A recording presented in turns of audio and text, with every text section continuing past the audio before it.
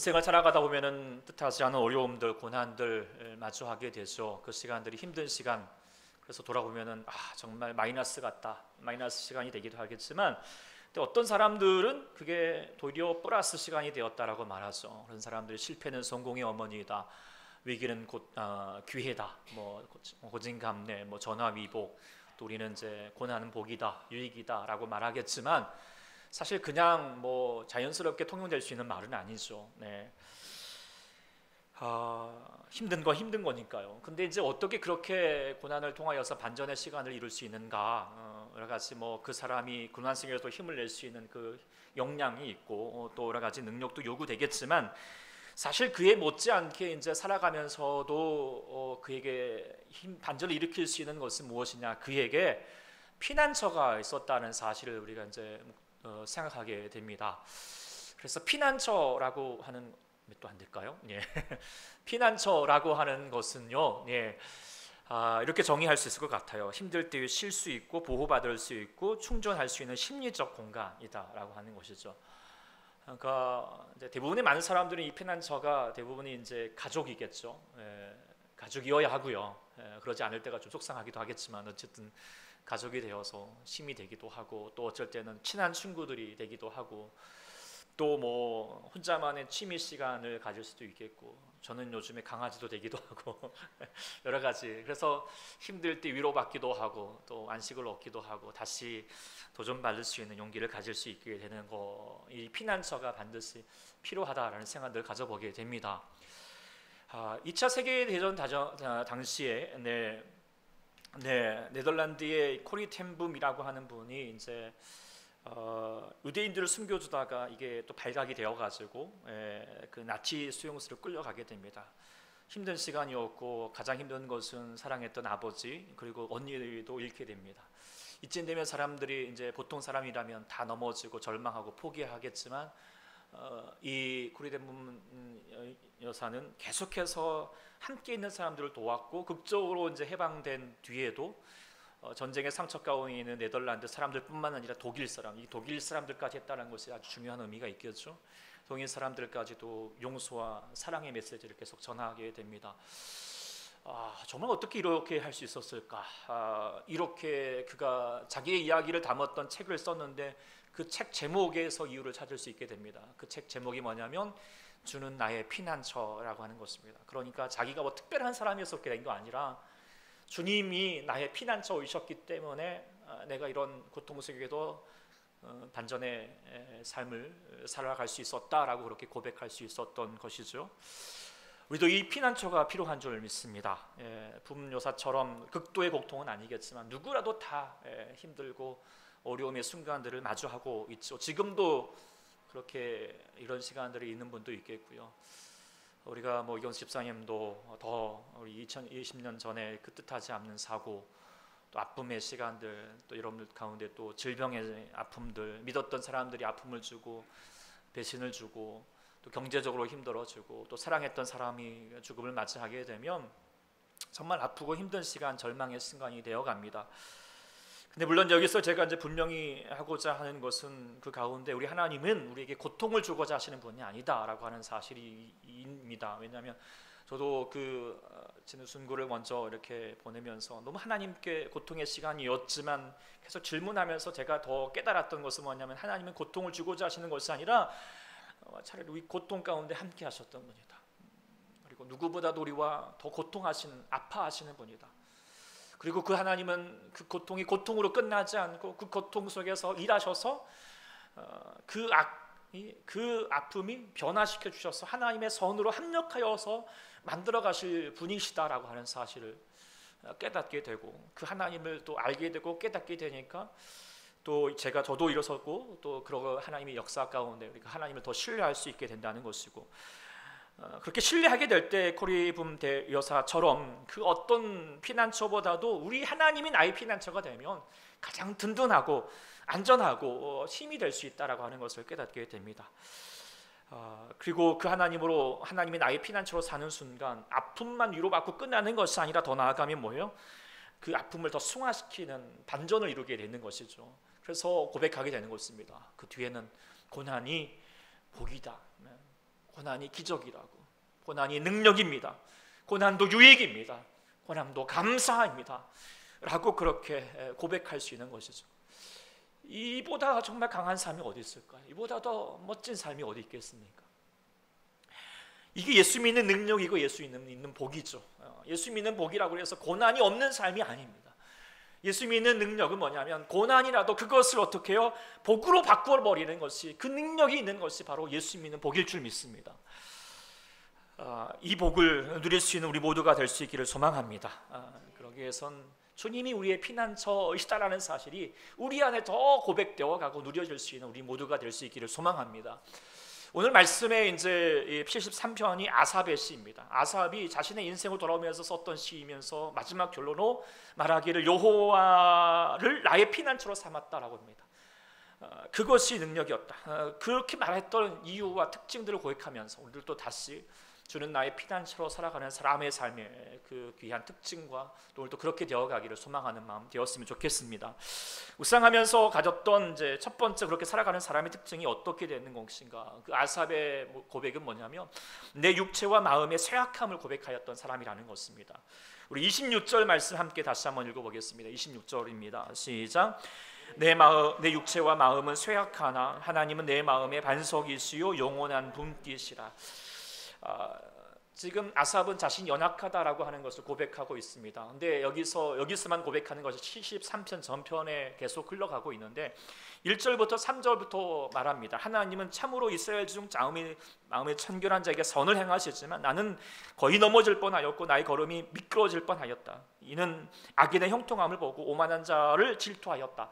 신앙의 삶을 살고 있지만 이렇게 지금 넘어질 뻔했다는 것입니다. 왜냐하면 악인의 형통함, 그러니까 하나님 없이도 잘만 사는 모습에 질투심도 날 뿐만 아니라 그러면서 자신의 신앙에 대해서 좌괴감이 들었다는 것이죠.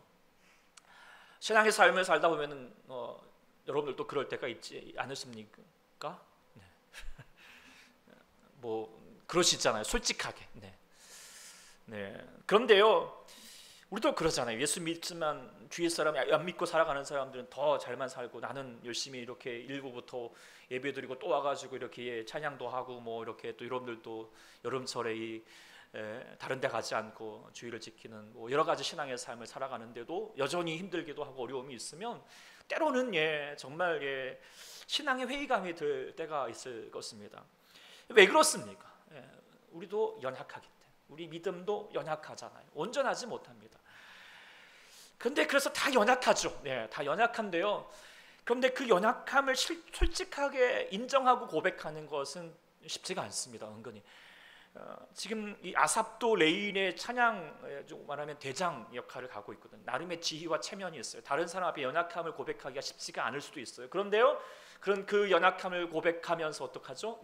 시를 지어서 찬양을 하고 있는 거예요. 우리도 사실 뭐 연약함을 고백하기 쉽지가 않아요. 왜냐하면 세상 앞에서 약함을 드러내는 것은 그것이 약점이 되어버리잖아요. 그러니까 그 아파도 힘들어도 야 울지 마, 눈물 보이지 마. 넘어져도 안 넘어진 척하고 있고 실수해도 실수 안 한 척하고 있고 잘못해도 내 잘못 아닌 것처럼 얘기하고 살아가야 되잖아요. 그 척척 박사가 되어가죠. 외면하고 감추려하면서 인정하지 않아요. 합리화시키면서 이런 모습이 사람 앞에도 하겠지만 하나님 앞에서도 그럴 때가 많고 거룩한 척, 나는 신실한 척, 그러면서 나는 비판하면서 남을 정죄하지만 나의 잘못, 연약함을 드러내지 않고 그렇게 살아갈 때가, 그런 위선적인 모습들을 가질 때가 얼마나 많이 있습니까? 그런데 우리가 주님을 나의 피난처로 살아가는 사람들이 먼저 가져야 될 것은 뭐냐면 우린 연약함을 고백하는 자가 되어야 한다는 것입니다. 인정하고요. 힘들면 힘들다고, 아프면 아프다고, 잘못했던 거에 대해서 어떻게 해요? 잘못했습니다. 내가 죄인입니다. 라고 고백하는 자가 되어야 합니다. 뭐 징징짜라는 말이 아니라 이 말은 뭐냐면 정직함입니다. 정직하자는 것입니다. 다윗도 살인과 간음죄를 지었지만 그 앞에서 처음에 숨기려 했죠. 왜요? 그러야 살 것 같으니까. 그래서 당장은 살 것 같았어요. 그러나 그 숨김이 어떻게 나중에는 그것이 독이 되었고 자신을 죽이는 거죠. 그래서 하나님 앞에서 회개하면서 하였던 말이 뭐였습니까? 내 안에 정직한 영을 새롭게 해달라고. 그래서 정직함으로 하나님 앞에 내가 죄인입니다, 내가 그놈입니다 라고 그렇게 고백할 수 있었던 것이죠. 사랑하는 여러분들도 약하시죠? 강하십니까? 네. 약하시잖아요. 힘드시죠? 네. 어려울 때 있으시죠? 네. 우리 뭐 이건 집사님도 힘드시죠? 맞아요. 다 그렇죠. 저도 힘들어요.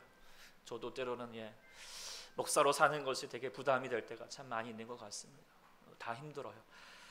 근데 우리는 서로 그 연약함을 서로 인정하고요. 우린 연약한 존재입니다. 그리고 내 자신에게도 나는 넘어질 수 있다라고 하는 사실을 알기도 하고 서로에게 또 그것을 인정해 줄 수 있는 자가 되었으면 좋겠습니다. 우리 옆에 사람에게 힘드시죠? 예. 그럴 수 있으십니다. 네. 맞아요. 네. 그렇게 고백해 줄 때 서로에게 피난처가 된다, 위로가 된다라고 말할 수 있고요. 무엇보다도 우리가 그럴 때 우리가 누구를 찾아야 합니까? 하나님을 찾아왔기를. 하나님 앞에 하나님 저 힘들어요. 저 넘어질 것 같아요. 제가 또 죄 가운데 빠졌어요. 그러면서 고백하는 자가 되어갈 때, 그러면서 하나님께 나를 불쌍히 여겨 주십시오, 나를 도와주세요 라고 할 때 우리 주님께서 우리의 피난처로 역사해 주실 줄 믿습니다. 두 번째로 생각하게 되는 것은 뭐냐면 바로 하나님을 가까이 하는 복을 가진 사람이었다. 하나님이 가까이함이 복으로 여기는 사람이었다는 것을 오늘 보게 됩니다. 또 28절 말씀 함께 또 한번 읽어보겠습니다. 시작. 하나님께 가까이함이 내게 복이라. 내가 주 여호와를 나의 피난처로 삼아 주의 행적을 전파. 뭐 아삽도 그랬겠고 뭐 하나님 믿는 사람들 다 뭐 가까이 하죠. 우리도 예배하고 찬양하고 또 이렇게 가까이 하지만 하나님을 가까이 하는 것이 복이다라고, 좋다, 이게 너무 귀하다라고 말하는 것은 별개인 것 같아요. 왜냐하면 어떤 사람은 예배하고 기도하지만 이게 의무감을 할 때가 있거든요. 때로는 이거 안 하면 왠지 꼭 뭐 안 좋은 일이 생길 것 같기도 하고, 또 아니면 나의 목적을 가지고 가죠. 이거 해야지 하나님이 나에게 복을 주시고 잘해줄 것 같으니까. 그러니까 가까이 하지만 가까이 하는 거에 어떤 행위적인 모습은 있지만 심리적으로 가까운 것까지는 아니에요. 이게 좋아서 하는 게 아니거든요. 가까이 주님이 너무 좋아요 그러면서 가까이 하는 것이 아니라 가까이 해야 될 것 같으니까 가까이 하는 게 아닌 것 같아요. 그러면 주님이 나의 피난처로 역사하실 수가 없다는 거죠. 우리가 이제 우리가 피난처의 귀한 역할을 하면 되는데, 사실 집이 이 피난처 역할을 감당하려면 집이 아니라 홈이 되어야 됩니다. 근데 이제 집에 있어도 마음이 편하지 않고 즐겁지 않으면 그건 홈이 아니라 하우스죠, 하우스. 근데 정말 피난처가 될 수 있는 홈이 되려면 어떻게 되죠? 하우스가 그 건물이 좋아서가 아니라 사람이 좋아야 되고, 좋아하고 더 중요한 것은 좋아해야 되죠. 좋아하는 것이죠. 그래서 남편과 아내가 남의 편이 아니라 정말 저 사람은 내 편이구나 라고 위로가 되기도 하고, 그래서 늘 보고 싶고 그러시죠? 네. 대답이 없으시면 그러셔야지 홈이 되잖아요. 그러시고 아이들도 학교 갔다 오면 뭐 엄마 아빠 같이 해서 학교에 있었더니 잘잘잘 거리면서 그렇게 되어 갈 때 뭐예요? 그곳이 홈이 되는 것이죠. 그러면서 거기에 피난처가 되고 힘이 되고. 그래서 우리가 힘들 때 어려울 때 그런 생각하잖아요. 야, 우리 엄마가 차려주는 밥 먹고 싶다. 그러잖아요. 그러면 힘이 될 것 같은, 어떤 것보다도 보양이 될 거잖아요. 그런 면에서 우리 하나님이 우리 엄마입니다. 우리 엄마. 힘이 되는, 그래서 너무 살갑게 다가갈 수 있는, 그리고 우리 초대교회와 또 우리 여러분에 있는 우리 믿음의 공동체가 바로 홈이죠. 홈이 되기를 소망합니다. 그래서 함께 있는 사람이 너무 좋고, 그리고 이 예배하는 이 시간이 우리 엄마가 차려주는 밥상을 먹는 시간이에요. 밥 먹는 시간이죠. 그렇게 될 수 있기를 소망합니다. 그러기 위해서는 가장 뭐예요? 하나님을 가까이 하고 싶은 거예요. 그렇게 하나님이 너무 좋으니까. 여러분, 하나님 좋아하십니까? 정말 좋아하십니까? 좋아하는 척하는 거 말고 좋아하십니까? 많이 좋아할 수 있기를 소망합니다. 그러면 주님께서 여러분의 삶 가운데 하나님의 피난처로 역사해 주실 줄 믿습니다. 세 번째 보게 되면은 바로 주의 행적을 전파하는 사람이었다는 것입니다. 28절 뒤에 보면은 내가 주 여호와를 나의 피난처로 삼아 주의 모든 행적을 전파하리라라고 이렇게 말하고 있습니다. 이 말을 이제 전파한다 그러니까 전도한다는 말이죠. 근데 전도 우리가 말하면 어떤 생각이 드십니까? 부담감이 팍팍 들죠. 뭔가 해야 하겠는데 이게 쉽지는 않으니까 괜히 미안하기도, 하나님께 죄송하기도 하는 그런 마음. 그게 전도이겠지만 이 아삽도 그런 마음이었을까요? 네, 전파해야 돼, 뭐 이런 마음이었을까요? 전체를 좀 묵상하면 그런 것 같지 않아요. 예, 신앙적으로 물론 흔들었어요. 왜냐하면 하나님 없이 살아가는 사람들이 형통했을 뿐만 아니라 그들이 잘 살았을 뿐만 아니라 또 그들이 행한 악 때문에 고통을 당하고 있었거든요. 미웠거든요. 그런데 그가 이제 17절에 보면 성소에 들어가서 위로를 얻기도 합니다. 그런데 그 가운데서 무엇을 깨달았냐 하면은 바로 그들의 종말을 깨달았다는 거예요. 그러면서 27절에도 비슷한 내용이 나옵니다. 27절에 뭐라면 주를 멀리하는 자는 망하리니 음녀같이 주를 떠난 자를 주께서 다 멸하신다. 이게 주께서 멸하신다 하니까 좀 약간 좀 거북함이 되겠지만 이게 히브리적인 고백의 언어이고요. 한마디로 말하면 하나님 망하게 해서 망하는 것이 아니라 망할 수밖에 없는 삶을 산다는 거예요. 네. 그걸 보니까 나는 주님 안에서 흔들리도 하나님 나를 지켜주셔서 붙잡아 주셔서 다시 일으켜지시지만 저들은 지금 잘 되는 것 같을지라도 결국 보니까 뭐예요? 망한다라는 거예요. 그 모습이 보고 안타깝기도 하고 그리고 내가 만났던 그 하나님 주님이 나의 피난처 되심을 그들에게도 전하고 싶은 마음이 들었던 것이죠. 그래서 내가 그 하나님 나의 피난처 되심을 내가 전파할 것이다. 이 마음이 이제 사실 우리가 주님을 만난 자들이 가질 수 있는 마음이겠죠. 우리가 이제 그 총탄이 막 그렇게 막 오고 있는 전쟁터에서 막 사람들이 죽어가는데 나는 이제 참호를 발견해가지고 다 살았어요. 그러면 나는 살았다고 가만히 있겠어요? 여전히 죽어가는 사람들 오면서 외치겠죠. 막 외치겠죠. 이리 오라고, 이리 오라고. 네. 근데도 안 오고 있으면 돼요. 그냥 내 목숨은 그냥 각오할지라도 그들을 꾸짖고라도 올 거예요. 그게 피난처로 살아갈 수 있는 사람들이 가져야 될 모습이어야 되지 않겠습니까? 그리고 하나님을 만난 사람들의 모습일 수 있는 것이죠. 지금 아삽의 마음이라고 생각하게 됩니다. 코리덴붐 여사도 마찬가지였어요. 그 끔찍한 곳에서 주님을 나의 피난처로 살았기 때문에 그래도 자신의 영혼이 안녕하였고 그래도 사랑을 다시 전하였고 또 나와서도 이렇게 정말 전쟁 가운데 죽어가는 영혼들을 살리는 사역도 했지만 또 깨달았던 것은 뭐냐면 독일 사람들도 여전히 죽어가고 있다는 거예요. 그래서 뭐 조금이라도 양심 있는 사람은 죄책감으로 죽어가고 있고 뿐만 아니라 양심도 없는 사람들은 더 악함으로 죽어가고 있고 죽이고 있고 그래서 망해져가고 있는 모습을 보니까 하나님의 마음을 가지고 어떻게 안타까운 거예요. 그래서 독일 사람들에게 복음을 전하기도 할 뿐만 아니라 심지어는 자기를 고문하였던 고문 그 병사까지도 만났을 때 어떻게 해요? 용서하고 그들에게 복음을 전하였다는 거예요. 이게 쉬운 게 아니잖아요. 그리고 결국 상처를 입었지만 다시 상처받은 자들을 치유할 수 있는 상처 입은 치유자가 되었던 것이죠. 어떻게 그렇게 할 수 있었던가? 분여사가 말하기를 자신 안에 주님의 피난처로 살게 되니까 자신 안에서 자기를 위로해 줄 뿐만 아니라 그리고 내 마음 가운데 증오와 복수심로부터 해방시켜 주시고 도리어 그 정말 분노할 수밖에 없는 그 사람 만났을 때도 하나님의 은혜가 내 자신 안에 누려져서 그 사람을 용서할 수 있게 됐다. 이건 내가 할 수 있었던 것이 아니었다라고 한결같이 고백을 하는 거예요. 하나님의 피난처의 능력인 줄 믿습니다.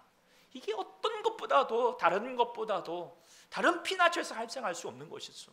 하나님만의 피난처가 우리 가운데 역사하신 능력이 되는 줄 믿습니다. 우리가 그 은혜를 가지고 살아가는 저와 우리 모두가 되기를 소망합니다. 그렇게 또 살아온 줄 믿습니다. 저도 그 20년 전에 돌이켜 보면은 지금도 그 트라우마처럼 작동할 수 있고 여전히 물론 완전히 자유함은 아니겠지만 그럼에도 불구하고 그래도 다시 사역에 힘을 내고 다시 나갈 수 있는 것은 주님이 피난처로 나를 위로해 주셨고 함께 주셨기 때문이겠고 아마 우리 경주 집사님은 더 주님 때문에 사신 거죠.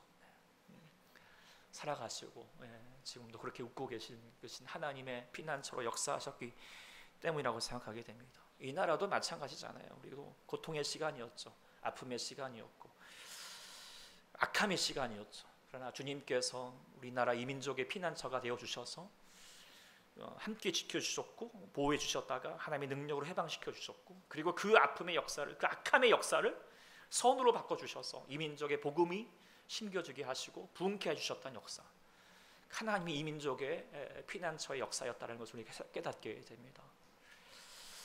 이 주님의 귀한 피난처의 역사가 여러분들 가운데 있는 줄 믿습니다. 그것을 누릴 수 있는 자가 될 수 있기를 소망합니다. 분명히 삶에는 어려움이 있고 아픔이 있겠지만 그래도 우리 하나님이 우리의 피난처로 함께 하십니다. 그렇다면 우리 연약함을 인정하시고 고백하시고 주님을 의지하시고 주님 바라보셔서 하나님 도와주십시오. 나와 함께 하십시오. 저도 넘어지고 있습니다. 흔들리고 있습니다.